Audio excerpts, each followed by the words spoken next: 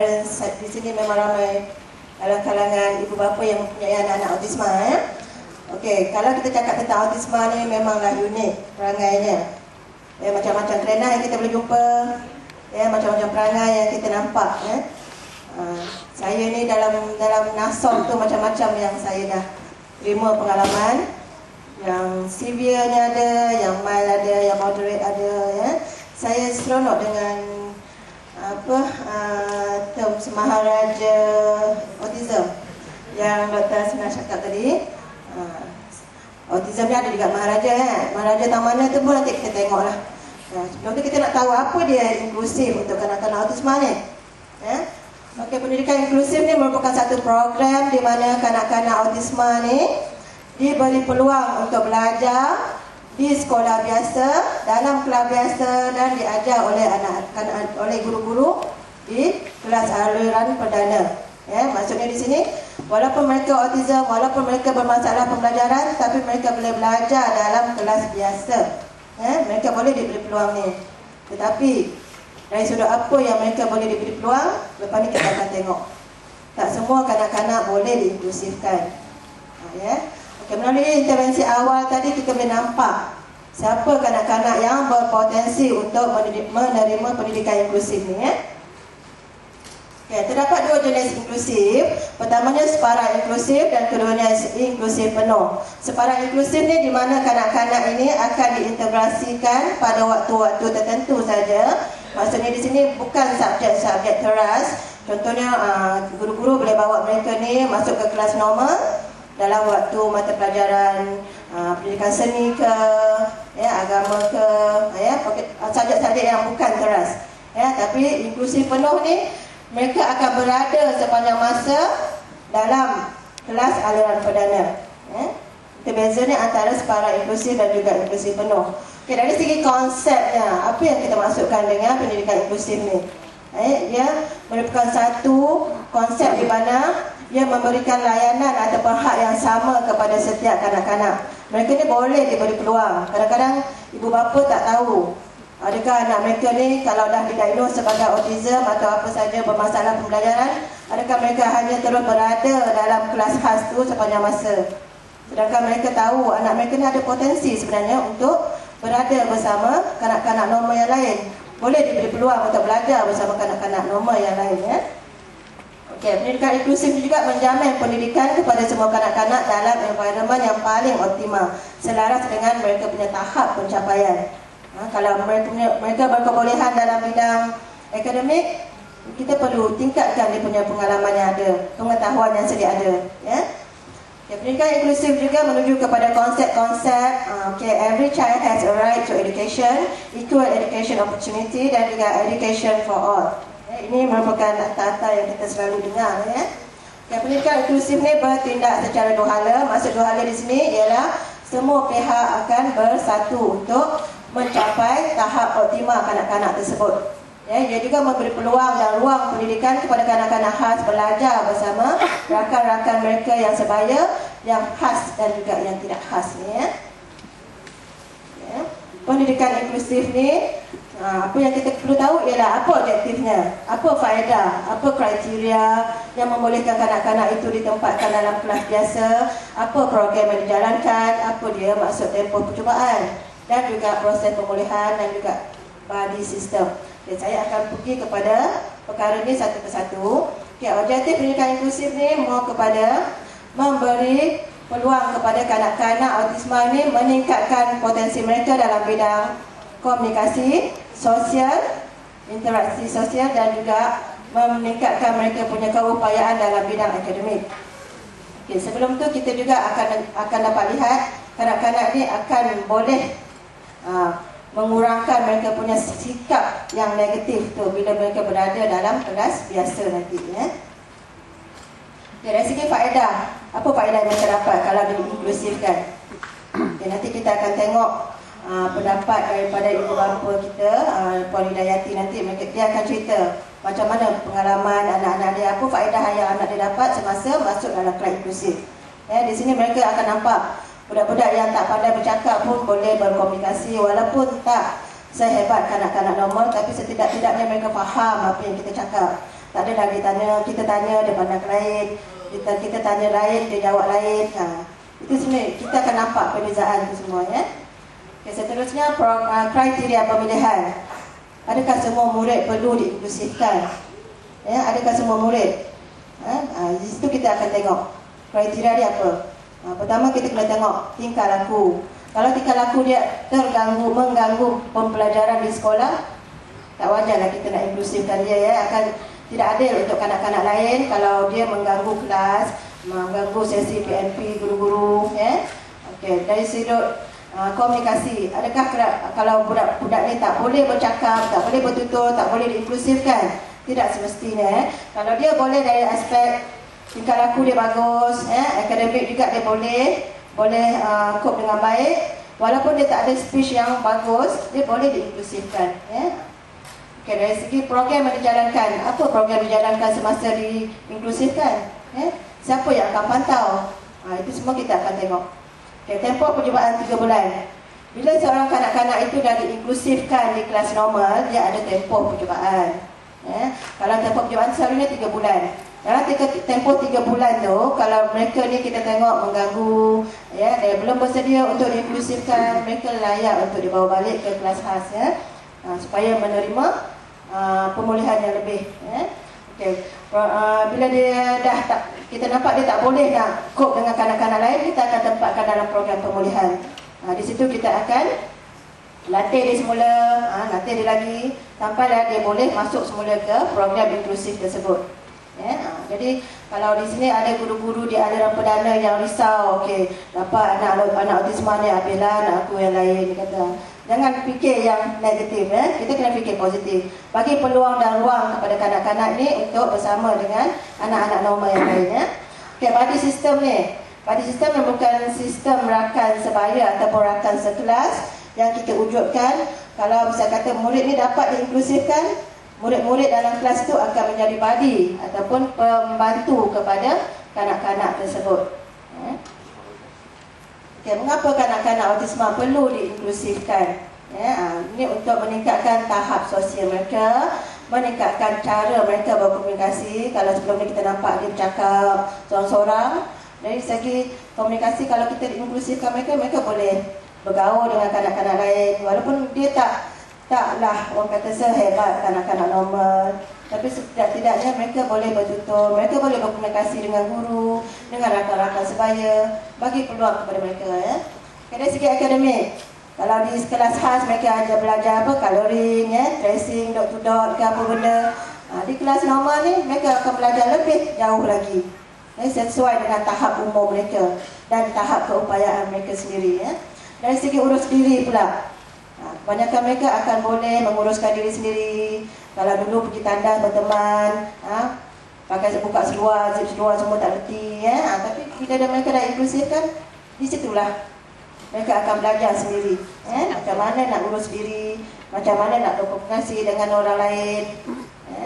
Okey, objektif pendidikan inklusif ni ialah untuk meningkatkan kemahiran sosial. Okey, ini yang penting. Akademik tu sebenarnya bukanlah matlamat utama. Jangan fikir, okey, ibu bapa anak dia dapat masuk inklusif, mesti dapat 5A.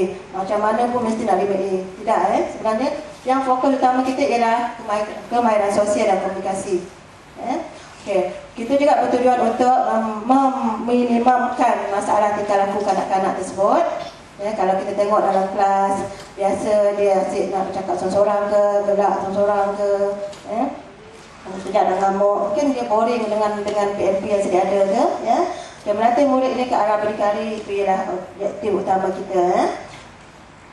Okey, pendidikan inklusif bukanlah bererti semata-mata letakkan dia belajar tu dalam kelas yang biasa sama dengan kanak-kanak lain, tapi juga perlu berlaku integrasi sosial dan akademik bagi memberi peluang dan ruang yang sama kepada kanak-kanak membangun dan berkembang dengan positif.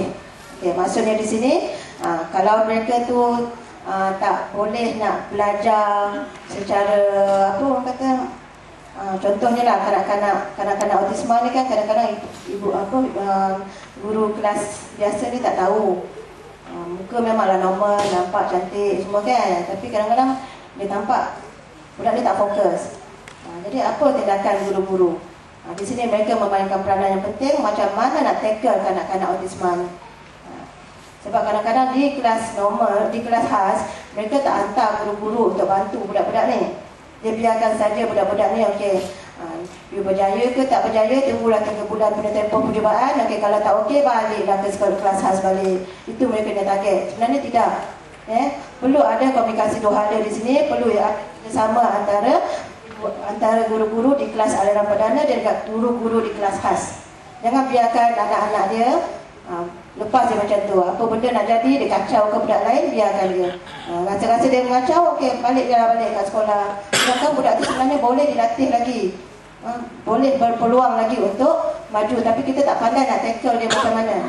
Jadi guru-guru di kelas aliran perdana juga perlu ada pengetahuan, perlu didedahkan tentang macam mana nak handle kanak-kanak autism ni. Okey, apa yang dimaksudkan dengan kelas persediaan? Okay, kalau tadi Dr. Hasna dah cakap tentang intervensi awal, kita bercakap tentang kelas persediaan. Kanak-kanak yang dah menjalani intervensi awal ni, katalah setahun, 2 tahun ke 3 tahun, takkanlah kita tak nampak daripada 20 orang tu tak nampak seorang atau 2 orang yang mempunyai potensi yang luas untuk belajar di kelas normal. Betul tak Dr. Hasna? Sekurang-kurangnya ada. Daripada seramai-ramai tu tak ada pun seorang 2 mesti ada. Jadi mereka yang kita nampak berpotensi ni kita letak dalam satu kelas khas, kelas persediaan. Di sini kita akan prepare mereka macam mana mereka boleh diinklusifkan nanti. Dalam katalah daripada 30 orang murid dalam kelas intervensi awal tu, kita dapat 5 orang yang berpotensi untuk diinklusifkan. Jadi apa yang perlu kita buat dengan 5 orang ni? Jadi kita prepare lah mereka supaya mereka dapat mencapai objektif pendidikan inklusif tadi. Dari segi pengurusan bilik darjah, apa yang guru-guru perlu buat? Mereka perlu setting apa benda yang mereka perlu sediakan untuk murid-murid ni, apa program yang perlu dijalankan kepada kanak-kanak tersebut, dan juga proses penilaian, apa yang kriteria yang perlu mereka nilai untuk membolehkan murid-murid ni bersedia untuk diinklusifkan nanti. Contoh macam saya kata tadi, daripada 30 orang tu mungkin 5 orang saja yang layak untuk masuk kelas persediaan ni. Daripada 5 orang ni kita akan tapis lagi. Mungkin daripada 5 orang ni akademik dia bagus tapi tingkah laku dia belum ready lagi. Mungkin dalam 5 orang ni dia punya tingkah laku okey, tapi dia punya komunikasi dan sosialnya belum okey lagi. Mungkin dia tak berani nak pergi cakap dengan orang, dia tak faham lagi nak urus diri. Dia banyak aspek. Benda ni kita kena kaji secara menyeluruh. Dia tak boleh kalau tingkah laku dah okey tapi akademik dia nak pegang pensel pun tak reti.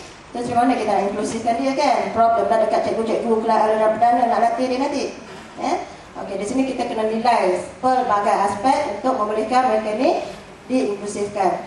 Okay, berbalik kepada kelas persediaan ni tadi, katalah 5 orang tadi dah masuk dalam kelas persediaan. Mungkin daripada 5 orang ni ada seorang 2 saja yang boleh mencapai tahap yang kita kendaki untuk diinklusifkan melalui proses yang terakhir lah, penilaian ni tadi Okey, yang 2 orang ni perlu ke kita abaikan? Okey, di sini peranan guru-guru di sekolah pendidikan khas. Yang 2 orang ni masukkanlah dia ke kelas pendidikan aliran perdana sama dengan kanak-kanak lain. Dan masuk pula kat situ, tak boleh terus-terus masuk je. Okey, masuk kat sini, duduk kat sini, belajarlah kau dengan budak ni, dengan budak-budak lain ramai. Dia dah biasa dengan environment satu kelas 5 orang, 6 orang. You dah letak dia seorang-seorang dalam kelas yang penuh dengan 35 orang tu. Mestilah satu kejutan untuk kanak-kanak ni, betul tak? Jadi apa kita perlu buat? Apa yang guru-guru pendidikan khas perlu buat? Di sinilah pentingnya peranan guru pendamping ataupun guru resource tadi. Kalau kita cakap tentang teachers aid ni, memang macam-macam term ada. Ada yang cakap guru resource lah, ada yang cakap guru pendamping, ada yang cakap shadow aid. Tapi peranan mereka tetap kepada membantu murid ini supaya lebih berjaya dalam kelas normal. Kita tak boleh letakkan mereka tanpa sebarang pemantauan. Okey, kriteria pemilihan murid ni, macam mana kita nak pilih tadi? Okey, dari segi tingkah laku mestilah tip-top. Kita tak nak dia mempunyai tingkah laku yang kata betul-betul mengganggu lah. Tiba-tiba kan guling kat dalam kelas, tiba-tiba kan menjerit ke ataupun ngap kawan dia gigit ke apa, itu semua bukan. Macam kita tahu semua ada tak 3 atau 4 tahap autism. So kalau kanak-kanak ni tak menepati tahap tingkah laku yang kita kendaki, setakat dia cakap seorang tu tanpa ganggu murid lain, rasanya tak ada masalah sangat. Kadang-kadang orang luar tak faham, dia nampak pelik, budak ni kenapa lah cakap seorang. Tapi macam kita ni masa biasa lah. Ada masa dia akan berada di dunia dia sendiri. Setakat dia cakap cucu di dunia sikit tu, alah apalah sangat. Kita ni faham, tapi masyarakat di luar sana faham tak? Itu kita kena bagi kesedaran. Dari segi urus sendiri. Kalau kencing mata dalam kelas, takkan kita nak tempatkan dia dalam kelas inklusif, betul? Jadi beberapa di sini kena faham. Jangan kata education for all tu, okey anak saya umur 7 tahun mesti masuk kelas 1 macam mana pun. Mesti masuk kelas 1 amanah ke 1 bestari ke 1 apa-apalah. Tak nak dalam kelas khas. Di sini kita kena tengok. Dari segi sosialnya. Dia dah biasa dengan budak-budak 5 orang je dalam kelas, dia letak dengan 40 orang dalam satu kelas, meraung dia tiba-tiba, bagi dia ruang, bagi dia masa untuk menyesuaikan diri. Di situ tadi ada tempoh 3 bulan percubaan. Okay. Di situ juga kita perlu ada tahap proses suai kenal ataupun proses apa yang kita panggil orientasi. Jadi dari sudut komunikasi dan kognitif ni juga kita perlu tengok. Dari segi kognitif, katalah murid tu bersedia tak untuk belajar sama-sama kanak-kanak lain. Bukan kita dah target nak jadi engineer ke, nak jadi lawyer ke, apa tidak. Tapi at least orang kata daripada dia pandai tracing dot to dot dia ke, kita developkan lagi. Dia boleh belajar A sampai Z. Daripada dah kenal A sampai Z tu, membina suku kata. Daripada suku kata dia boleh bina perkataan, ayat dan seterusnya. Membina karangan mudah. Itu pun dah cukup bermakna dah. Tak perlulah kita nak target tinggi-tinggi. Daripada dia tak tahu apa-apa, kita target ke sini. Itu dari sudut kognitifnya.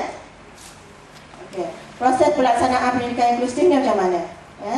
Okay, kita perlu ada program orientasi. Kita dah letak murid di dalam kelas, kita bagi dia peluang dulu. Bagi dia, orang kata satu hari tu kita letakkan dia dalam setengah jam ke dalam kelas. Kalau ada cikgu-cikgu kelas, ada kelas khas di sini. Ada tak guru kelas khas? Saya kata adalah murid you yang berpotensi untuk diinklusifkan, bagi dia masa. Katalah setengah jam masuk dalam kelas ni dulu. Ataupun masuk pula, jangan masuk terus subjek bahasa Malaysia kan, tidak. Bagi dia masa untuk subjek yang bukan keras dulu. Tengok dia punya pencapaian macam mana. Kita kena buat rekod dia semua ni. Macam mana dia punya penerimaan dengan kawan-kawan yang lain. Macam mana dia punya penerimaan dengan guru-guru kelas yang sentiasa bertukar-tukar tu Okay, itu dia program orientasi. Bila kita tengok dia dah hakir dalam setengah jam, besok tu kita tambah lagi masa dia 1 jam ke. Dan makin lama dia akan menyesuaikan diri dia dengan kelas tersebut. Kadang-kadang di kelas normal dia memang ada pertukaran kelas.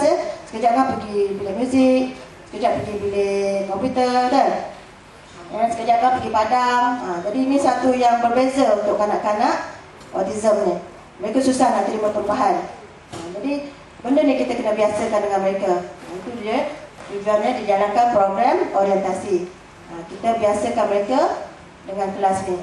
Kemudian wujud di 3 bulan percubaan macam saya cakap tadi. Bagi mereka masa 3 bulan. Dan lepas pada 3 bulan tu, apa kita nak buat? Kalau kita tengok dia okey, dia ada terus berada di situ. Kalau dia tak okey, kita pulihkan mereka semula melalui program pemulihan. Dan tak semestinya kalau dia dah keluar daripada program, dia dah dimasukkan dalam pemulihan tu, dia tak boleh masuk balik semula. Boleh memang boleh. Jadi tugas kita sebagai guru khas, pulihkan dia, bagi dia betul-betul bersedia. Kadang-kadang dia tak bersedia sebab dia masuk kelas biasa tu, dia nampak ada seorang murid ni nampak macam masih nak ngejakan dia ke, nak bully dia ke. Kadang-kadang kita tak tahu, budak-budak ni kadang-kadang tak pandai nak bercerita apa benda yang dia tak suka, apa benda yang dia nak, sebenarnya dia tak pandai. Kita ni sebagai guru-guru biasa ni kena faham budak-budak macam mana. Proses pemerhatian, siapa yang akan lakukan pemerhatian? Guru-guru kelas khas dan juga guru-guru kelas biasa. Semuanya sama, bekerjasama. Guru-guru kelas biasa ni akan buat pemerhatian. Murid ni okey tak dicampurkan dengan budak-budak yang lain. Dan kelas-kelas guru-guru dari kelas khas yang ditugaskan untuk memantau murid ni pun kenalah tengok. Jangan biar dia macam tu. Kena aspek apa yang kita perlu perhati. Dari segi tingkah laku dia macam mana, sosial dia macam mana, dia punya penerimaan dari segi akademik macam mana. Banyak aspek yang kita perlu nilai. Dan benda ni semua perlu didokumentasikan. Perlu ada borang-borang tertentu untuk diisi. Bukan sekadar nak isi borang tu, okey, cikgu ni tak masuk kelas, dia pergi dekat kelas lain dan biarkan murid-murid ni tak belajar. Tak ada. Di situ kita tengok murid, bukan kita tengok cikgu. Kita tengok murid. Di sini kita dah. Siapa tempat tangan tu? Hazim ke? Alright. Okay, di situ tadi proses pemerhatian, proses penyediaan. Siapa yang perlu sedia murid ni? Di sini adanya guru pendamping ataupun guru-guru dari kelas khas tadi akan ditugaskan secara berkala menengok murid-murid ni. Jangan lepaskan macam tu je. Okey, katalah dalam tempoh 7.30 sampai 8.30 pagi, seorang guru ni akan bertugas tengok murid ni. Katalah 7.30 sampai 8.30 pagi tu mereka akan belajar bahasa Malaysia katakan. Sepanjang dia belajar kat bahasa Malaysia tu, guru ni akan tengoklah murid ni dengan kawan-kawan dia macam mana. Dia punya fokus dalam pelajaran macam mana, interaksi dia dengan guru-guru macam mana. Di situ kita dokumentkan apa dia pemerhatian mereka. Okay, kemudian kita dokumentasi itu saling berkait benda-benda ni. Okay, kemudian kita buat penilaian. Penilaian ni apa yang kita kena nilai? Adakah mereka ni dapat buat latihan 10 cikgu bagi, 1 pun tak siap, mereka tak boleh dinilai sebagai berjaya. Tidak Okey, di situ kita jangan nilai sekadar akademik saja. Kita perlu nilai dari segi tingkah laku. Kalau dia boleh duduk senyap, dengar arahan guru, itulah satu perkembangan yang bagus daripada dia bangun, dia duduk dekat satu tempat tu dalam kelas 35 orang ni, tiba-tiba dia gigit dengan budak lain, itu bukan. Di situ kita kena perhatikan. Banyak aspek kita perlu buat faham pemerhatian, pendokumentasian dan juga penilaian. Okay, program selepas sekolah. Di sini pentingnya yang orang tak buat. Saya rasa program selepas sekolah ni ada satu NGO yang buat. NASOM pula sebenarnya. NASOM memang buat. Saya bekerja di NASOM memang saya tahulah program ni memang wujud. Tapi di sekolah khas sendiri, di kelas khas sendiri ada tak program yang dijalankan? Rasanya tak ada. Bagi mereka lepas waktu pukul 1 tu biarlah budak tu sama ada dia okey ke tak okey ke, pandai-pandai ibu bapa lah nak cari budak ni punya tuition macam mana, nak ajar anak ni macam mana, nak buat homework dia macam mana, betul Azizah? Kalau di kelas biasa lah di budak-budak yang bermasalah pembelajaran ni, mereka tak ada program untuk support budak-budak ni selepas waktu belajar. Jadi ibu bapa lah di sini berperanan nak carikan guru tuition ke, nak buat sendiri ke homework kanak-kanak ni, itu terpulang pada ibu bapa dan guru-guru. Okay, program home visit ni juga dibuat oleh NASOM juga. Okay, khas untuk kanak-kanak yang terlibat dalam program inklusif ni, mereka akan pergi ke rumah ibu bapa waktu cuti sekolah yang panjang tu. Di situ bukan setakat kata cicak-cicak je. Home visit ni bermaksud kita tengok murid ni apa yang mereka buat kat rumah sepanjang cuti sekolah. Dan guru-guru juga perlu bimbing ibu bapa macam mana nak sediakan jadual belajar untuk anak. Janganlah sampai 4 jam sehari nak suruh anak ni belajar waktu cuti sekolah, tak maunya. Rapat dia 1 jam ke setengah jam satu hari menghadap buku pun jadilah. Tak perlu nak force dia sampai 4 jam 5 jam kena belajar. Jangan tengok TV selagi tak belajar. Tak boleh macam tu. Kita kena faham anak-anak ni macam mana. Okay, antara kejayaan program inklusif ni ialah dari sudut sosialnya. Kalau kita tengok budak-budak ni memang boleh dibawa ke sana sini. Kalau dulu bawa pergi kenduri kahwin pun gelisah-gelisah nak balik. Mak nak makan pun kena ambil giliran. Mak makan, lepas tu bapak nak makan. Kat kenduri kahwin, betul. Tapi bila dah masuk dalam program ni, mereka dah boleh kita bawa mana-mana pun boleh. Kalau tak silap saya Omar walaupun tetangga saya depan Sultanah Selangor saya pun lupa dah kata. Tapi orang kata boleh dibawa majlis. Tak adalah orang kata nak meraung dia kalau bawa majlis, duduk 5 minit dah resah lagi ke mana-mana. Ini bagusnya program pendidikan inklusif ni. Dari segi tingkah laku, tingkah laku mereka memang selalunya bagus lah tak adalah orang kata macam-macam kerenah yang ada. Saya pernah terima murid-murid yang tingkah laku dia suka makan benda yang tak sepatutnya dimakan. Even Najis sendiri pun ada. Pernah saya terima call dari ibu bapa yang mengatakan, Cikgu Sharifah, saya kat hospital Selayang ni, kenapa? Saya tanya. Anak saya makan klorok. Ya, kelorok kalau kita makan kelorok apa jadi? Arwah dapur, tapi anak dia tak ada apa-apa, alhamdulillah tak ada apa-apa. Ya, memang kat rumah tu memang anak dia suka makan benda pelik-pelik. Inilah uniknya autism. Okey. Okay, dari segi akademik pun kita nampak memang hebat pencapaian mereka daripada berbanding dengan kanak-kanak khas yang lain.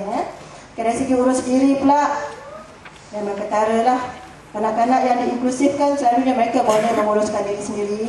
Mereka boleh kita bawa ke mana-mana. Mereka boleh kata at least kalau dulu hutang baju pun mak yang buat. Sekarang ni tak ada. Ibu dia tahu rutin dia sendiri apa yang dia patut buat.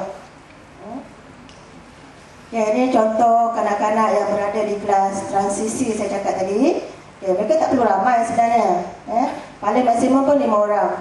Tapi kita susun mereka ni mata pelajaran tu ikut persediaan. Katalah mereka ni umur dia 5 tahun atau 6 tahun. Tahun depan nak masukkan inklusif darjah 1. Okay, jadi kita prepare dia punya subjek darjah 1 lah. Jangan prepare subjek darjah 2 pula. Tak faham je Kita mula dengan tadika dan kita developkan lagi jadi darjah 1 punya level. Jadi susunan dia tu kena betul lah. Jangan masa dekat transisi tu lah baru nak ajar dia pegang pensel lah. Ini situasi semasa dalam kelas inklusif. Kita boleh kena pastilah yang ni yang tinggi ni memang dia autism. Kanak-kanak inklusif ni, kanak-kanak autism ataupun kanak-kanak bermasalah pembelajaran, mereka ada gap 2 tahun Ibu bapa semua tahu kan, yang gap 2 tahun tu. Saya pernah bawa seorang murid di kelas inklusif, umur dia walaupun dah 12 tahun, tapi dia masuk darjah 1. Dia masuk darjah 1. Dia masuk darjah 1 dalam 3 bulan. Tengok dia okey, kita terus masukkan dia darjah 2. Walaupun dia 12 tahun. Kemudian masuk dia 13 tahun, dia masuk darjah 3. Masuk 14 tahun tu dah last dah. Dia tak sempat pun ambil UPSR. Tapi tak apa, at least kita ada bagi dia peluang untuk mengikuti sistem inklusif ni, betul? Okay, ini merupakan program orientasi. Bagaimana murid-murid ni kita masukkan dia dalam dekat sekolah normal ni waktu rehat, waktu dalam kelas pun tak perlu lama-lama. Untuk program orientasi tu jangan masukkan 4 jam, 5 jam tu sepanjang masa kat situ. Kita bawa lah dia pergi lorong penerangannya. Jadi dia biasa dengan setting di sekolah ada dalam perdana. Ini saya cakap tadi after school support tadi. Di mana ibu bapa mempunyai inisiatif untuk masukkan murid ni dalam satu kelas tuition kita panggil. Tapi kita panggil after school program lah. After school support. Di mana seorang guru akan melatih murid-murid ni buat kerja sekolah, buat ulang kaji. Ini dalam kelas. Kalau kita tengok memang kita tak nampak apa bezanya kanak-kanak autism ni dengan kanak-kanak yang lain. Mereka sama je berkurang muka. Kalau ada buat perangai tu lain lah cerita. Ni dengan beg boleh buat breakdance kat situ. So kita rasa kalau mempunyai masalah tingkah laku memang kita tak boleh nak inklusifkan mereka. Kita pandang kepada peranan guru pendamping. Guru pendamping ni sebenarnya ialah guru-guru yang ditugaskan untuk menjaga kanak-kanak yang berpotensi untuk diinklusifkan tadi ni semasa mereka menjalani PNP tadi, proses pengajaran dan pembelajaran. Mereka ni bertugas untuk menguruskan keperluan murid ke arah hidup berdikari. Mereka juga memantau tingkah laku murid sewaktu berada dalam kelas dan juga di luar kelas, menyediakan RPI dan dokumen-dokumen yang berkaitan dengan murid. Mereka juga menyediakan laporan murid dan macam-macam lagi dia punya tugas. Tapi tugas utama dia ni lah. Mereka bukannya buat laporan tentang guru tak mengajar murid ke, guru dorong murid, tidak. Tapi mereka fokus kepada kanak-kanak yang dah diinklusifkan tadi. Katalah murid ni dah dapat diinklusifkan. Akan ada tak persoalan berapa orang yang boleh diinklusifkan dalam satu kelas? Jawapannya ialah paling ramai dalam satu kelas normal tu jangan lebih dari 3 orang murid bermasalah pembelajaran dalam tu. Kalau lebih nanti cikgu pening. 3 orang maksimum. Kerjasama yang diperlukan bukan sahaja daripada pihak ibu bapa tapi juga kepada pihak pentadbir. Pentadbir saya masukkan di sini ialah orang-orang Kementerian Pelajaran sendiri.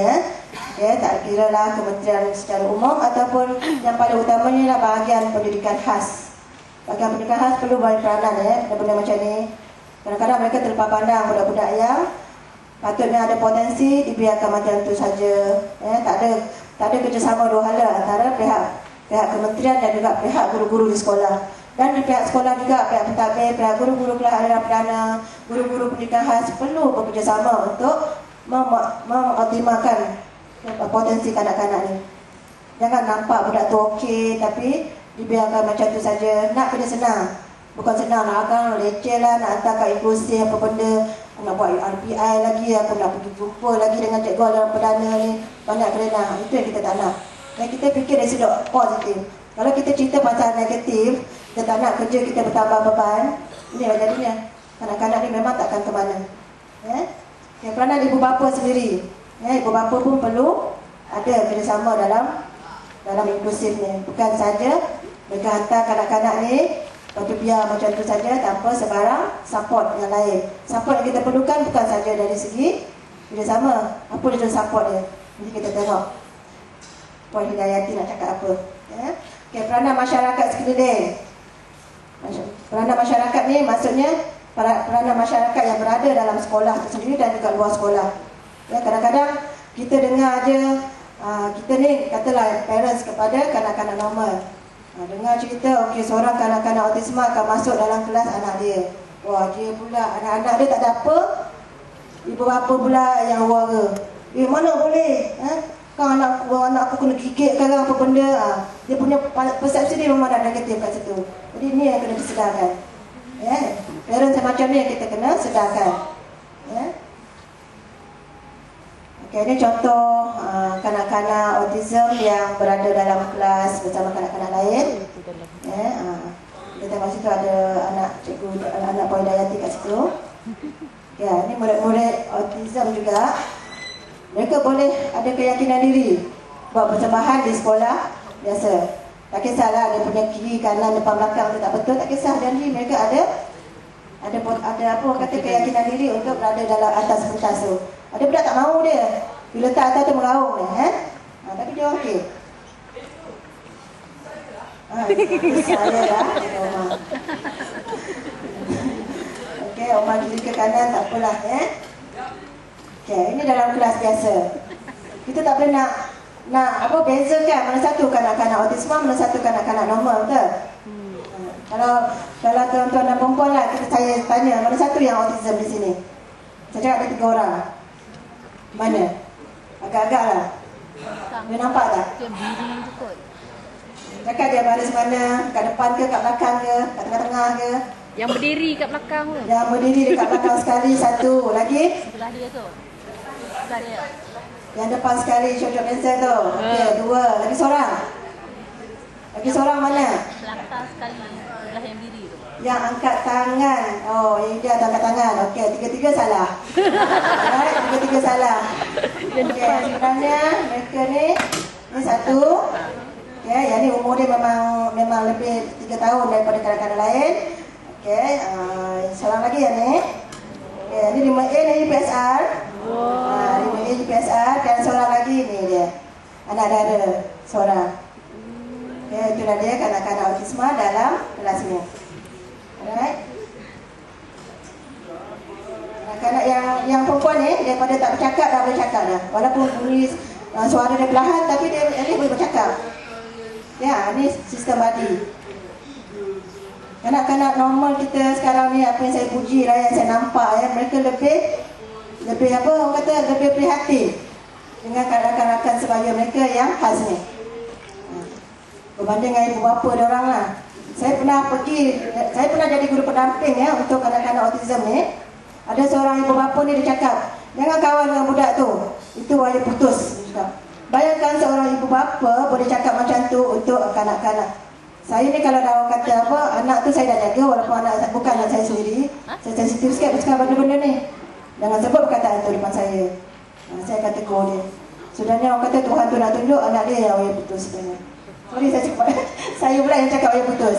Tapi memang orang kata tak, jangan sebut macam tu depan anak-anak. Depan anak-anak kita yang normal, jangan sebut perkataan yang tak sewajarnya untuk kanak-kanak khas ni. Kita sebagai pembimbing jangan cakap. Okey, ini juga program body system. Kanak-kanak Yang rakan sebaya ni perlu dilatih untuk membantu kanak-kanak ni. Selalunya kita tak nak dia terlalu bergantung kepada guru pendamping tadi. Mereka berinteraksi dengan kawan-kawan yang lain, tak kisahlah dia punya bahasa macam mana pun. Jadi kanak-kanak ni dia faham apa keperluan murid-murid tersebut. Ini juga kanak-kanak autism bersama dengan rakan dia. Ini yang dah sekolah menengah. Ada kanak-kanak autism di sini. Alright, ini bersama Bali. Dia pun dengan rakan-rakan juga. Semua dah remaja Peminat ni. ni anugerah cemerlang. Semua kanak-kanak autism ni. Tapi mereka boleh berjaya dalam akademik. Hari penyampaian hadiah ada yang dapat matematik terbaik, English terbaik. Bukan mereka tak boleh. Di sini peranan guru pendamping, di sini peranan guru-guru dalam kelas biasa, kelas khas, untuk majukan murid-murid ni. Tak ramai untuk program ni, tapi at least mereka boleh bersaing dengan kanak-kanak lain. Untuk melaksanakan satu-satu program mesti ada halangan dan juga gangguan. Begitu juga dengan program pendidikan inklusif ni. Ada juga kekangan dia. Kenapa kekangan yang kita selalu nampak apa dia? Dari sudut apa? Guru-guru sendiri pun tak prihatin. Mereka anggap budak-budak yang datang dekat mereka ni satu beban. Leceh lah nak ajar orang, nanti tengah ajar-ajar nanti tiba-tiba dia nangis pula, tiba-tiba dia tak nak pula nak belajar, dia lari pula, kerja lah, nak kejar lah apa benda. Macam-macam persepsi negatif terhadap kanak-kanak ni. Itu dia kekangan juga. Satu lagi dari segi sifat pentadbir itu sendiri. Bila sekolah tu berpusatkan kepada akademik, mereka takut masuklah kanak-kanak autism ni, habislah peratus UPSR aku tahun ni sekolahku, habislah peratus tahun ni. Daripada tahun lepas 80% mahu jadi 60% tahun ni ke. Saya silap 50% lah sebab budak-budak ni. Itu dia negative thinking budak-budak ni, guru-guru kita sekarang ni. Bila kita terlalu berpusatkan kepada akademik, budak-budak ni akan ketinggalan. Di mana tugas kita, di mana tugas kementerian di sini. Di sini persoalan tu saya tinggalkan sebab kita tak ada hak untuk menjawab. Dia berkaitan dengan dasar pendidikan itu sendiri. Sikap negatif guru terhadap pelaksanaan pendidikan inklusif. Banyaklah dia punya kajian yang dijalankan. Ada guru-guru yang tak tahu apa itu inklusif pun ada, daripada dapatan kajian tersebut. Sikap guru adalah perdana terhadap perubahan dan pelaksanaan pendidikan inklusif adalah satu isu yang banyak dijalankan terutama di negara-negara maju. Dan kita tak nafikan bukannya sesuatu yang mudah untuk mengintegrasikan kanak-kanak khas dalam satu sistem yang sama dengan kanak-kanak yang lain. Bukan satu yang mudah sebenarnya. Tapi di sinilah cabarannya yang kita kena tempuh demi masa depan anak-anak kita. Kan semestinya tak berada dalam kelas inklusif, anak kita tak ada masa depan. Salah tu. Cuma inklusif ni kita satu program yang kita bagi peluang kepada mereka untuk berintegrasi dengan kanak-kanak normal yang lain. Itu saja. Tetapi adalah juga diakui bahawa sebilangan besar daripada kanak-kanak yang disingkirkan daripada sistem pendidikan normal adalah lebih daripada mampu untuk mengikuti pelajaran biasa dengan jayanya melalui sokongan dan juga bantuan khas yang kita beri ni. Alright? Sebelum saya mengakhiri saya punya sebagai kesimpulannya, kita dapati program inklusif ni bukanlah satu program yang boleh dilaksanakan oleh seorang. Kadang-kadang ibu bapa ni kata anak aku boleh, anak saya okey, ke mana kita tak tahu. Jadi peranan semua pihak perlu untuk menjayakan program ni. Tak kira lah ibu bapa ke, pihak sekolah ke, pihak kementerian, tak kira mana-mana. Kalau semua dah bersatu, anak-anak pula ada potensi yang baik, program ni boleh jalan dengan baik. Sekarang isu atau masalah yang timbul, kita kena selesaikan di pihak dalaman dulu. Jangan terus pergi ke kementerian, kata cikgu tu tak okey, kata sekolah ni teruk, sekolah ni tak terima anak saya. Kita bagi mereka peluang dulu. Program pembelajaran yang sesuai dapat membantu kejayaan murid dalam pendidikan inklusif. Ini bermula daripada peringkat intervensi awal. Di intervensi awal ni semua subjek kita dah cover. Dari segi tingkah laku, dari segi urut diri, akademik, pra-akademik, segala-galanya lah. Sosial dan komunikasi semua bergantung kepada intervensi awal tadi. Kejayaan intervensi awal ni lah yang membolehkan lahirnya kanak-kanak yang berpotensi untuk diinklusifkan. Okey, sekian, terima kasih. Terima kasih Cikgu Sharifah. Okay, kita buka pada para hadirin untuk sebarang soalan, pandangan atau apa-apa feedback. Doktor? Ada ke? Semua faham. Kalau tadi kita sambung dulu dengan Sambung. Tak ada. Sambung lah. Sambung. Sambung lah. Tolong dulu.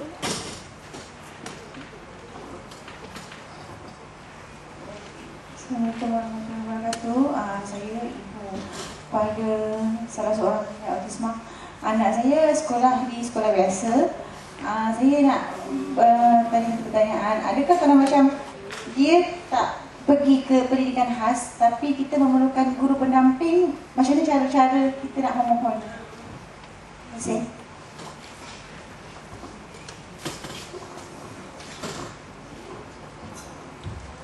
Okey, anak pun berapa tahun 9 tahun. Memang dari umur dia 7 tahun dah ditempatkan dalam darjah 1 kelas biasa. Okey, nama dia didaftarkan di dalam kelas khas atau tidak? Okey, di sini ada satu kes istimewa lah sebab kanak-kanak ni tak didaftarkan dalam kelas khas. Okey, untuk membolehkan mereka mendapat hak sebagai guru mendapat guru pendamping tu dah ialah mereka perlu didaftarkan dalam kelas khas. Jadi bila murid-murid ni berada dalam kelas khas, kita masukkan dia dalam program kelas inklusif ni tadi kalau mereka berpotensi. Dalam kes puan ni memang daripada awal dia dah, orang kata memang dah hebat, tak perlukan khidmat guru pendamping ataupun guru resource dari kelas khas. Jadi di sini apa yang puan perlu lakukan ialah puan perlu memaklumkan kepada pihak pentadbir dan juga pihak guru-guru yang mengajar anak puan bahawa anak puan ni mempunyai simptom-simptom ataupun dah didiagnos sebagai autism kepada pihak-pihak yang berkaitan. So apa yang keistimewaan yang puan boleh dapat ialah puan boleh dapatkan hak, katalah mereka waktu ambil periksa boleh lebihkan waktu mereka jawab soalan. Okay, itu hak yang pertama. Hak yang kedua, puan boleh maklumkan kepada guru kelas supaya tak beri dia homework yang terlalu banyak yang boleh buat mereka lebih stres. Dan juga hak yang lain ialah boleh guru-guru yang mengajar anak puan boleh memberi fokus yang lebih kepada anak puan dari sudut akademik lah. Sebab di sekolah kita tak latih dia gambaran tingkah laku ke apa benda sangat kan. Terapi-terapi lain tak ada, selalunya dia berfokus pada akademik saja. Jadi kita bercakap tentang akademik lah untuk anak puan. Okay?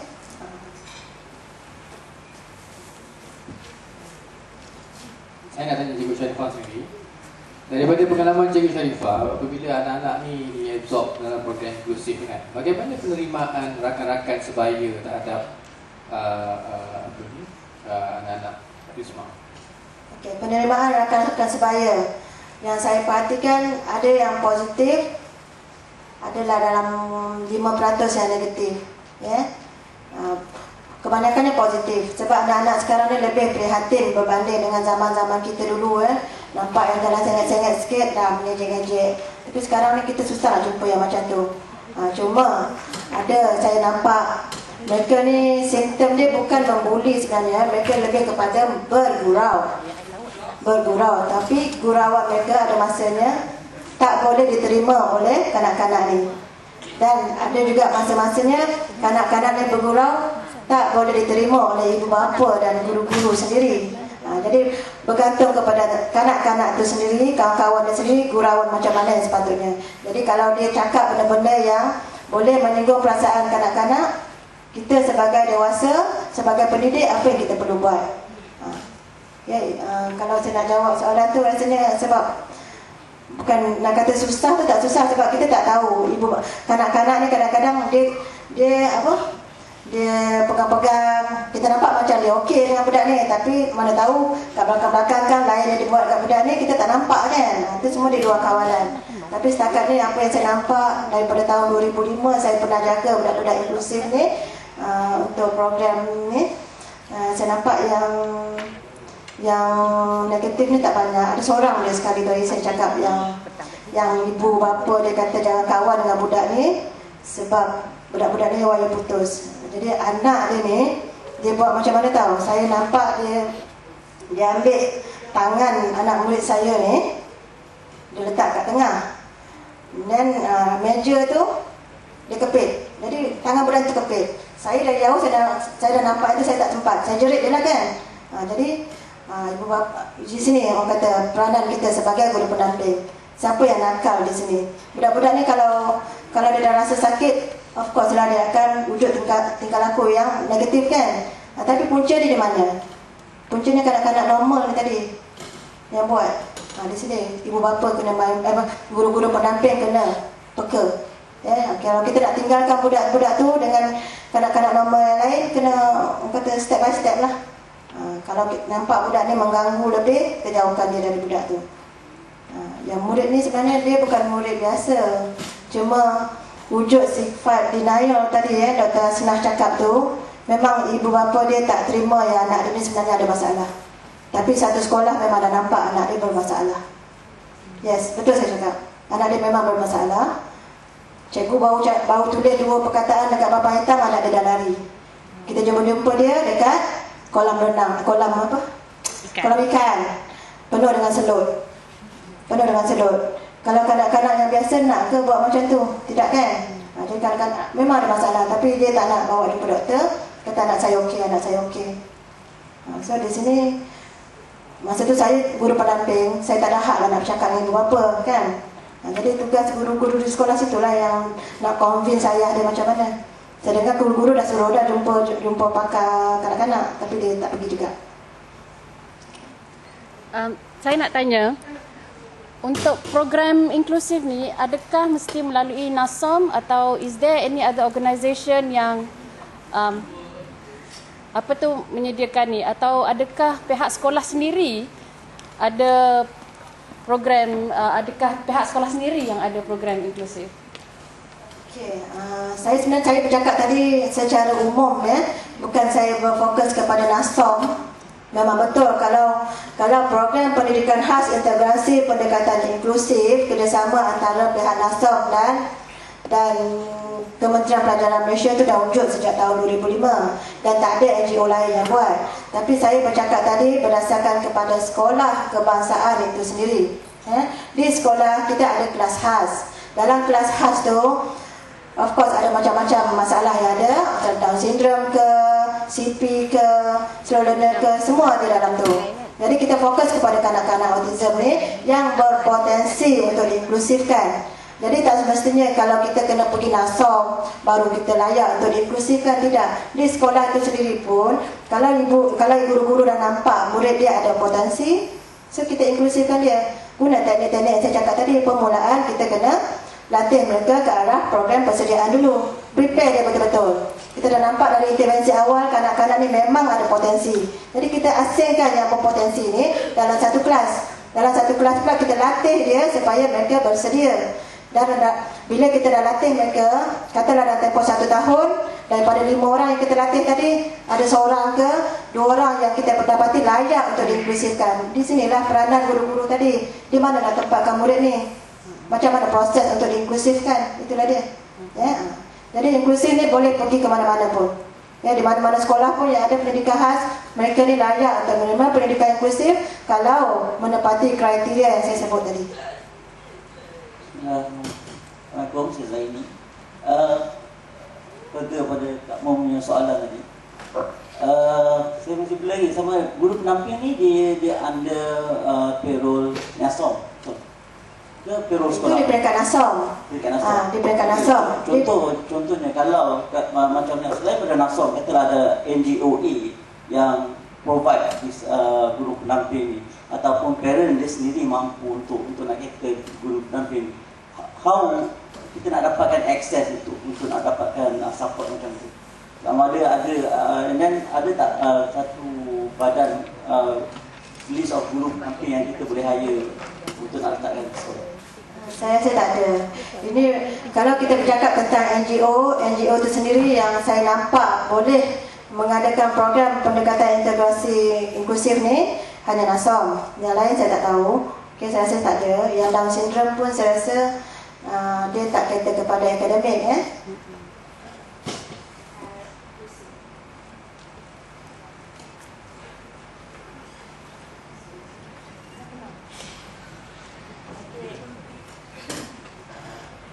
Okay, Assalamualaikum.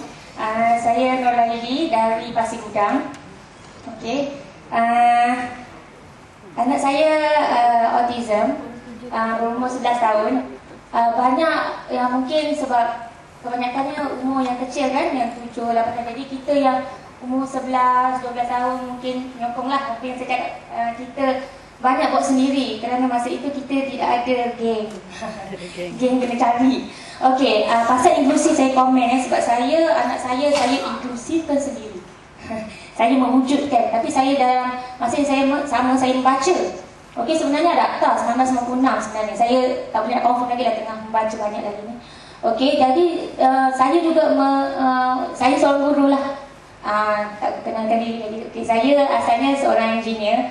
Saya tukar menjadi seorang guru setelah ambil KPLI. Jadi saya melibatkan diri dalam pendidikan pun baru 7 tahun. Tapi kita pun dah melihat macam-macam kanak-kanak lah. Dan saya pun pernah, saya harus dana lah. Saya pernah mengajar kanak-kanak TDK khas pun. Tahun tu nak ambil PSR, tahun tu boleh campakkan ke kita. Kesian sebab kita nak ajar dia betul-betul. Tapi nak dapat apa kan? Kita pun tahu budak nak PSR at least dah jam 4 dia masuk, kita boleh sedikit-sedikit demi sedikit. Okey, itu untuk anak-anak yang lain lah yang kita nampak. Okey, bila tiba masa anak kita, saya masukkan ke pendidikan khas masa dia umur 8 tahun. Masa tu saya berhentikan dia dari tahfiz kerana masa tu dah start lah terkulik-kuliknya, tidurnya, suka hatinya kan. Tapi dia ada potensi. Maksudnya dia ada A dan dia ada E. Jadi kita tahu ada sesuatu di situ kan. Jadi potensi tu kita kena kembangkan lah. Kalau tidak ada lah. Jadi bila saya daftarkan, kebetulan sekolah saya masa tu dah buka pendidikan khas. Jadi saya daftarkan pendidikan di situ lah. Masa itu pun agak havoc jugalah kerana dianggap sebagai dia pandai. Tapi nak masuk pendidikan sebab apa? Okay, tapi saya biarkan dulu, tengokkan dulu apa yang jadi. Jadi dari darjah 2 sampai darjah 4 dulu dekat pendidikan khas. Tanpa belajar yang betul. Masa tu kita tak tahu. Jadi kita baca 2 tahun mak dia baca.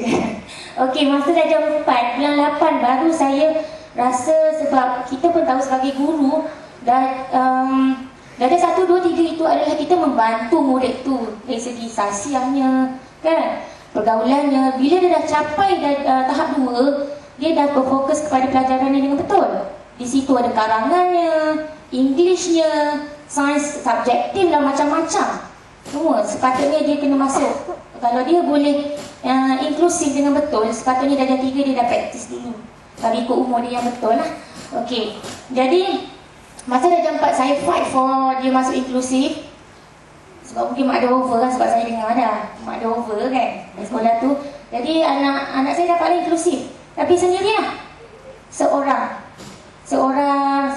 Jadi apa yang jadi di situ, yang dia tergulik, yang dia menjerit, bukan dia nak buat perangai, tak. Dia tak faham. Katakan yang paling teruk adalah masa bulan 2 hari tu, yang terjadi dia jenis mesti kerja siap, mesti nak buat betul. Arahan dia terima gitu. Dia katalah, cikgu kata homework yang 4 muka surat siapkan.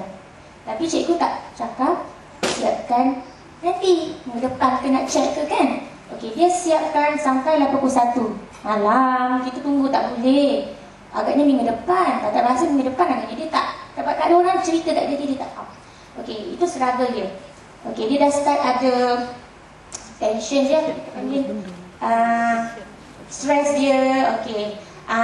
Yang paling ketara sekali Apa yang jadi bila cikgu tu cakap, siapa tak siap homework, saya rotan semua. Dia menjerit, dia hantuk kepala dia ke meja dan dia baring ke lantai dengan dia menahan nafas dia. Masa tu cikgu tu call saya, "Kak, anak akak dekat atas begini." Saya berlari ni atas, saya redakan dia. Sambil saya berlari, saya call cikgu di pendidikan khas. "Sorry kita open minded ni kalau ada cikgu pendidikan khas. Anak saya kat sini, ada siapa boleh tolong ni atas?" Kita orang busy lah. Kita orang busy. Kat bawah ni lagi ada yang perlu. Kalau kita santai-santai cakap, kita orang banyak lagi, Kak. Down syndrome-nya, yang ininya, yang kencingnya, yang alah, Izzuddin okey kot. Itu ayatnya. Jadi, saya pun tak faham. Okey, seterusnya apa yang saya buat, saya pergi mohon khusus pendidikan khas. Saya bayar RM120. Saya mohon di PPD. Okey, saya dapat khusus 4 hari, maka di situlah saya tahu ada program inklusif tertulis. Ada. AJK-nya ada, termasuk guru besar. Guru besar, guru kelas, kita boleh buat body support tadi kan, kawan-kawan kita boleh pilih, kita boleh kasih dia token, sijil khas, ada pendidikan khas untuk kawan tersebut. Ada sebenarnya. Jadi saya sampai sekarang saya tak faham kenapa tak buat dengan betul. Okey, saya dah sekarang, apa yang baru-baru ini buat, saya dah bercakap dengan GPK, guru pendidikan khas. Dia punya guru penongkanan. Kalau sekolah tu ada ramai pendidikan khas, muridnya dia ada satu guru penongkanan. Saya cakap dengan dia, "Oh, ada ni." Itu ayat dia. Jadi sekarang ni nak buat apa? Sekarang semua kena eksperimen sendiri. Okey, sekarang ni yang saya buat, saya nak juga guru pendamping kerana kawan-kawan saya sangat suportif. Guru-guru aliran perdana, kawan-kawan saya sangat suportif kerana dia nak bantu anak saya, cuma dia kata, "Tolonglah kita ni, ada satu cikgu," dia tak tahu istilah guru pendamping tu. "Ada satu cikgu pendidikan khas ikut pun jadilah, Kak," dia kata. "Sebab kita macam 2-3 kerja. Nak ajar dia, kejap lagi dia tak tahu apa nak buat, kejap lagi dia menjerit. Dia bukan menjerit suka-suka. Okey, nak padam tak betul pun dah jadi tension. Kan? Tulis-tulis dah sengit, nak betulkan sampai tak sengit, dia dah jadi tension. Jadi cikgu tu dia stres gitu, cikgu tu. Okey, tapi so far so good. Kita pun tak nak negatif sebab nanti kita hilang arah kan. Jadi sekarang ni saya nak, macam mana kita nak cari cara benda tu sepatutnya boleh buat, tapi pihak yang tertentu pun tak tahu. Dan paling malangnya, kalau saya tengok sendiri budak pendidikan khas yang autism lain, mungkin boleh belajar tapi masih di situ sebab mak bapak dia tak tahu apa-apa.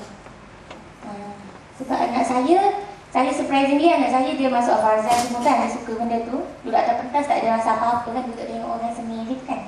Jadi dia boleh masuk pertandingan apa-apa je. Jadi kawan dia sebelah rupanya hari tu majlis pendidikan khas, dia baca tafsir. Budak itu boleh baca rupanya. Kawan dia autism umur 12 tahun. Tapi kenapa tak naik atas? Saya pun sebab dalam kelas pendidikan khas tu, program tu, bila dia sudah mencapai sekurang-kurang 2M, kena naik atas. Kerana autism ini, kita nak bantu dia mengatasi komunikasi sosial, dia kena campur dengan orang. Kalau dia duduk kat bawah dengan Down syndrome, sorry, yang itu kan, dia nak buat apa? Dan sekarang anak saya, dia boleh bercakap sendiri, "Saya tak nak turun bawah lagi." Dia dah sendiri cakap, "Saya tak nak turun bawah lagi." Sebab apa? Dia kata, "Cikgu cakap saya pelik." Okey, saya nak komen pula. Komen yang Puan Sharifah cakap 5% tu kan. Okey, apa yang saya buat, oleh kerana anak saya dah jadi 5, bila saya dapat relief, kalau ada cikgu tak datang, saya dapat relief, saya tunjukkan kanak-kanak autism punya video ke apa kan. Sebab kawan-kawan dia dah jadi 5A ke 5B, walaupun dia 5B lah. Jadi di situ saya open. Apa yang awak semua nak share dengan cikgu Ikhlas Izzuddin? Betul, budak-budak dia tak tahu. Cikgu, tak apa awak nak cakap apa pun cikgu terima, dia cikgu jawab. Dia kata, "Cikgu, Izzuddin tu macam terencah akal lah." Tak apa, kita telan. Kita jawab balik, "Izzuddin bukan terencah akal. Kenapa awak cakap terencah akal?" Yelah, kadang-kadang dia goyang-goyang, kejap lagi dia cium meja kan. Okey, tapi tak ganggu orang. Tapi kita cakap, okey, so far so good. Sekarang ni saya rasa kawan-kawan lagi okey daripada cikgu. Sebab mana pergi, sebab dia kalau beratur, dia duduk depan, memang barisan tu tak sampai ke mana-mana. Tak sampai bilik KH, tak sampai bilik muzik, tak sampai mana-mana. Semua tempat dia tengok, kira kan tak, memang tak sampai. Jadi bila dah tahu, kawan akan letak dia tengah. Tak payah cikgu dah. Sekarang kawan tolong. Jadi itulah. Sistem tu ada tapi set tu saya lah, saya sekarang risau mendengar. Itu je. Terima kasih. Okey, terima kasih Puan atas pengkongsian pendapat dan pengalaman. Saya terpaksa cut in kat sini kalau ada soalan yang lebih lanjut untuk Cikgu Sharifah, I'm sure lepas ni boleh berjumpa dengan dia dulu dan tukar pandangan. Kita nak bagi peluang kepada Puan Hidayati untuk buat sedikit sharing. Tajuk yang sama, program inklusif, tapi dari perspektif atau pengalaman seorang parents.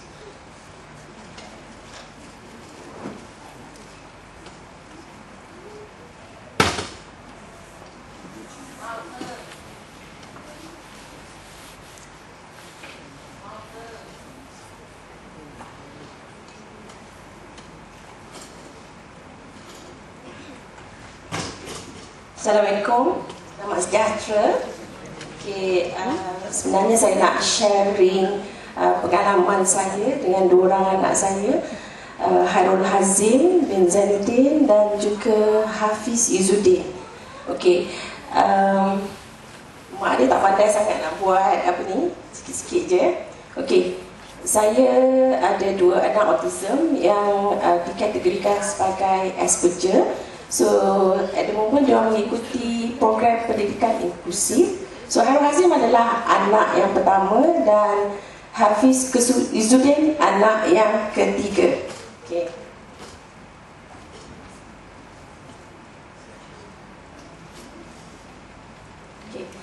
Ni Hairul Hazim. So, dia ada bersama kita dalam dewan ni lah. Dia dah angkat tangan dah tu.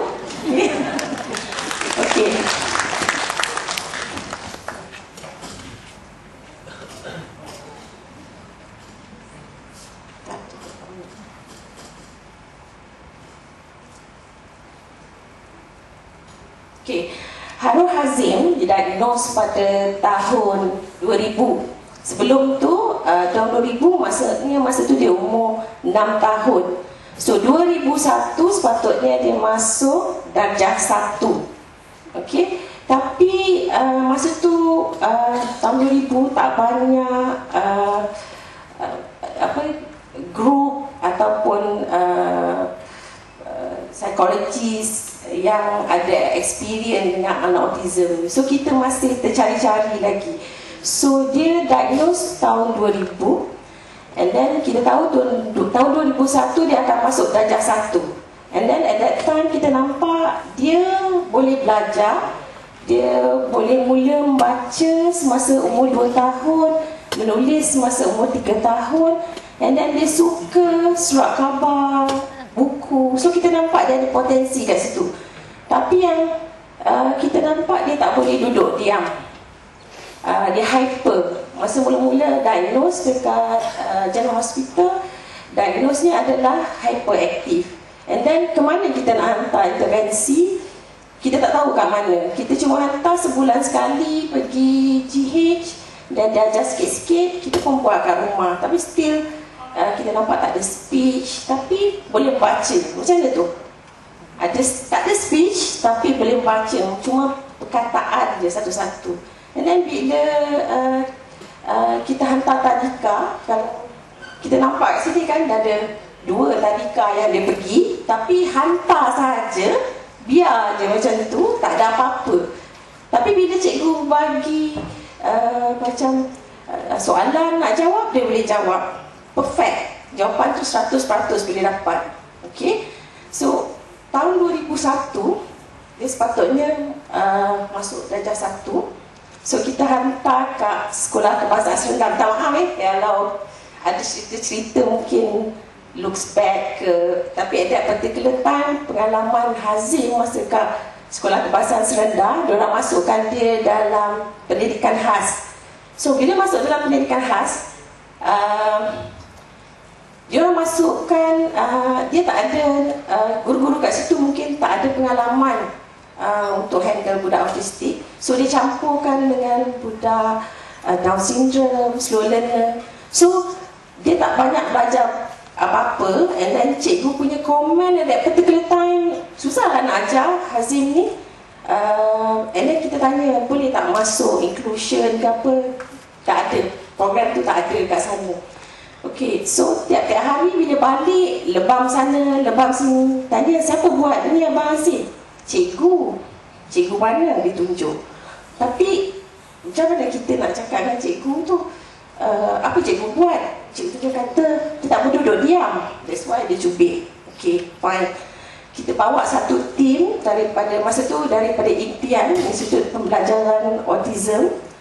Ni adik-beradik NASOM lah So kita bawa satu tim nak macam sharing of info dengan cikgu. Tapi cikgu tak terima. Dia kata kita punya co-curriculum is like this. Kita cuma boleh ajar macam ni. Dia tak nak terima. So masa tu comment one of the teacher, dia kata Mak Hairul Hazim ni nak sangat lah dia berjaya, tapi tengoklah anak dia tu macam mana, tak ada potensi. Okay, so kita dah dengar macam tu, kita pindah ke Sekolah Kebangsaan Lelaki Jalan Batu, Kuala Lumpur. Okay, cikgu-cikgu kat pendidikan khas tu nampak very supportive, tapi dia tak ada knowledge, dia tak ada teachers aid. So dia letak Hazim dalam kelas inklusif, tapi tak ada pantauan. So budak-budak normal ni, dia tak ada awareness. So dia mungkin dia bergurau, tapi cara gurauan tu buat Hazim menjerit. So bila kita tanya komen Cikgu Aliran Perdana, dia kata we cannot help him, he's a nuisance, he tak boleh duduk diam, dia tak ada dalam kelas. Okay, so kita pindah lagi. Kalau nampak ni ada berapa banyak sekolah yang Hazim dah. Masa tu kita fikir why not kita pergi Putrajaya. Putrajaya being center of administration, for sure dia ada a very good inclusion program. And then coordinator dekat Putrajaya tu pun ada anak autistik. So dia kata, okay, why not bring him over, we'll try to help him. Tapi apa yang jadi di sana, guru besar bagus, tapi diorang tak ada knowledge, tak ada awareness. So dia biarkan Hazim kat situ, letak dan biar je. So Hazim pergi sana sini. So dia jadi Maharaja Autisma lah. Apa dia nak, cikgu bagi. Surat khabar, pergi masuk bilik guru besar, duduk sebelah guru besar masa perhimpunan. So bila kita tengok tu kan, bukan ini yang kita perlukan untuk anak kita, bukan treatment istimewa, bukan. Kita nak dia duduk sekali sama anak-anak murid lain, ikut peraturan, bukan diberi orang kata layanan istimewa. Sebab dia tak akan terima layanan istimewa sepanjang persekolahan atau kehidupan dia. Bukan itu yang kita nak. Okay, so dalam tahun 2006, anak dia yang ketiga, Hafiz Izzuddin, pun didiagnose juga autism Asperger. Cuma perbezaan, tu dia angkat tangan, Hafiz. Okay, tu Hafiz Izzuddin. Okay. Hafiz Izzuddin diagnose Asperger, autism pada masa berumur 5 tahun. So semasa kita dapat diagnose tu, Dr. Hamidah dari clinical kata, why not you masukkan dia ke NASOM. At the moment NASOM lah yang kita mention NASOM Inclusion Program. So dia kata that place dia ada satu program, kalau budak tu boleh mengikuti persekolahan, dia akan hantar, dia akan bagi intervensi dan dia akan hantar mereka ke selective school dengan teachers aid, pembantu murid dari NASOM. So semasa Hafiz dimasukkan ke sana, kita nampak banyak improvement. Daripada situ berbincang dengan Abah Hazim dan Hafiz. So kita decide, walaupun masa tahun tu sebenarnya Hazim dah darjah 6, dah darjah 6, sepatutnya mengambil UPSR, tapi bukan itu yang kita aim kita sebenarnya. Aim kita nak dia ada kemahiran sosial. So selepas kita bincang dengan koordinator di NASOM, bukan di sekolah, koordinator mention kita ada 2 tahun masa untuk kita tangguhkan anak tu dari masuk sekolah menengah. So masa tu yang aim utama kita nak improve social skill dia. Then kita masukkan Hazim under program inklusif NASOM kat Titi Wangsa selama 6 bulan nak mempersiapkan diri dia supaya dia boleh duduk dalam kelas, boleh mengikuti pembelajaran, train dia balik macam mana duduk dalam kelas. Masa tu komen dia, saya tak suka NASOM ni, macam neraka. Sebab dia tak boleh buat apa yang dia suka, dia tak boleh jadi maharaja autisma. So masa tu Cikgu Sharifah semua ada kat sana lah kan.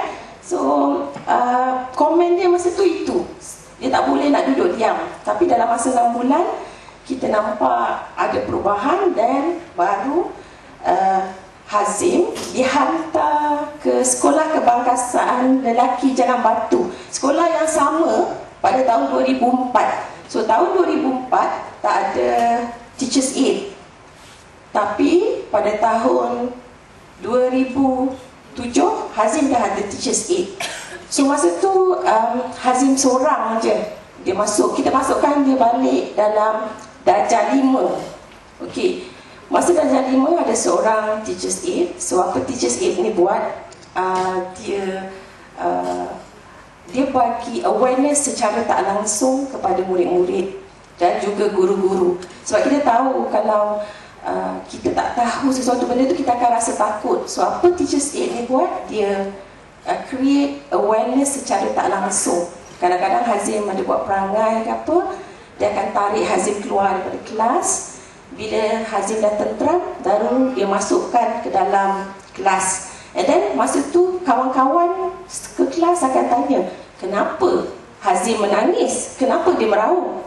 Dia buat jahat dia. So Teachers Aid akan mention, dia bukan jahat, cuma mungkin ada bunyi ke ataupun keadaan yang dia tak selesa.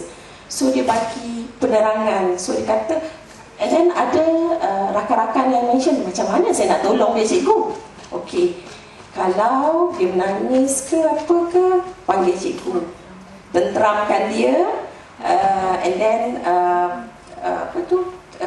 biarkan dia menangis dulu. Bila cikgu akan bawa keluar, and then cikgu tu terangkan apa masalah dia secara secara mudahnya lah. And then at the same time, kalau dia ada guru-guru di aliran perdana pun akan tanya kenapa budak dia macam ni. So dia pun akan createkan awareness lah. And then eventually kita nampak perubahan positif lah. Guru-guru aliran perdana pun supportive.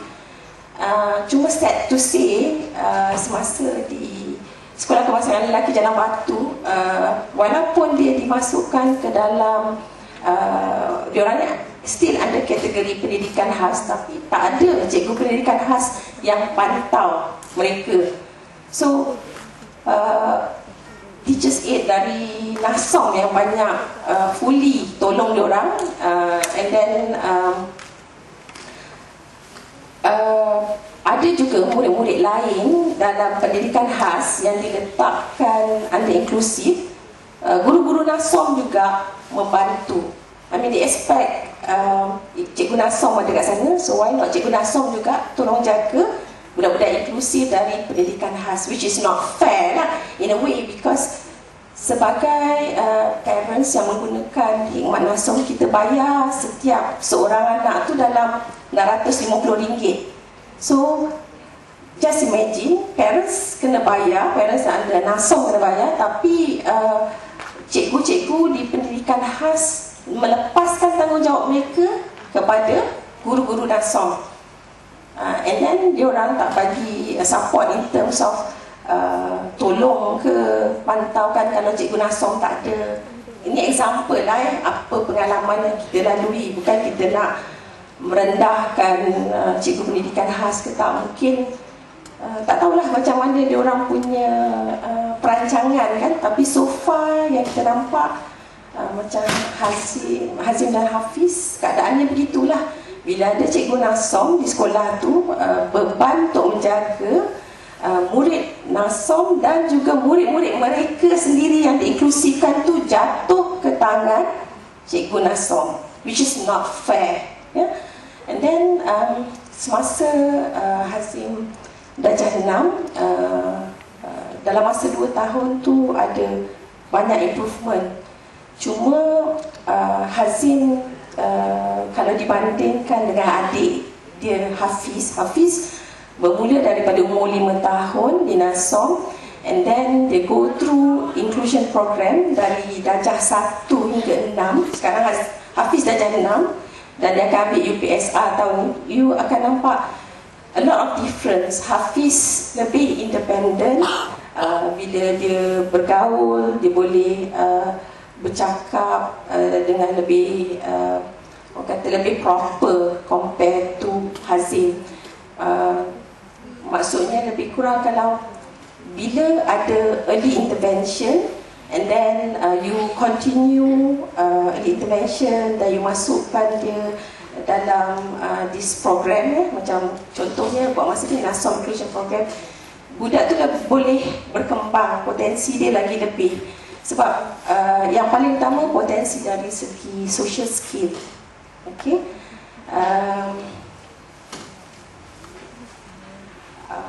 Jadi